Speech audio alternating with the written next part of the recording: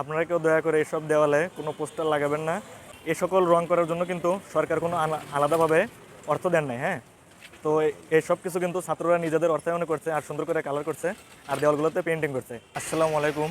একটা গুরুত্বপূর্ণ বিষয় নিয়ে আজকে ভিডিওতে আসছি, সেটা হচ্ছে দেখতে পাচ্ছেন কোটা আন্দোলনের পর কিন্তু মানে ছাত্ররা বিজয় অর্জন করার পর দেখতে পাচ্ছেন বাংলাদেশের সব জায়গায় কিন্তু দেওয়ালে দেওয়ালে বিভিন্ন পেন্টিং করছে।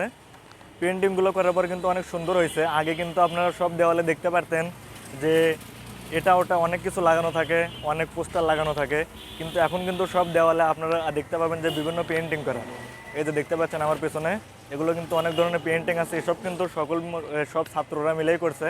সব ছাত্রছাত্রী সবাই মিলে কিন্তু বাংলাদেশের সব জায়গায় যেখানে যেখানে দেওয়াল আছে সবাই কিন্তু এটা পেন্টিং করতে বাংলাদেশকে সৌন্দর্য বানানোর জন্য। দেখতে পাচ্ছেন এই যে অনেক দূর থেকে দেখেন দেওয়ালগুলো কিন্তু পুরোটাই পেন্টিং করা।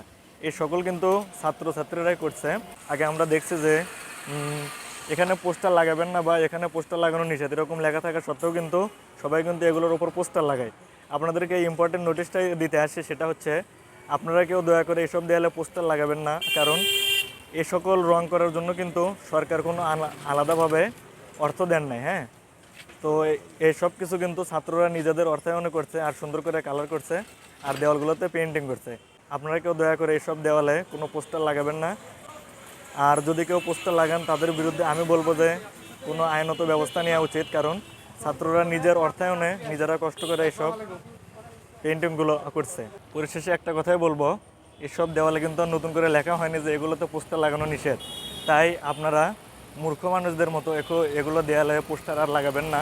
আর সবার উদ্দেশ্যে একটা কথাই বলবো, এসব দেয়ালে যদি কেউ পোস্টার লাগায় তাহলে অবশ্যই আপনারা আইনত ব্যবস্থা নেবেন, যাতে করে কেউ আর এসব দেয়ালে পোস্টার লাগাতে সাহস না পায়।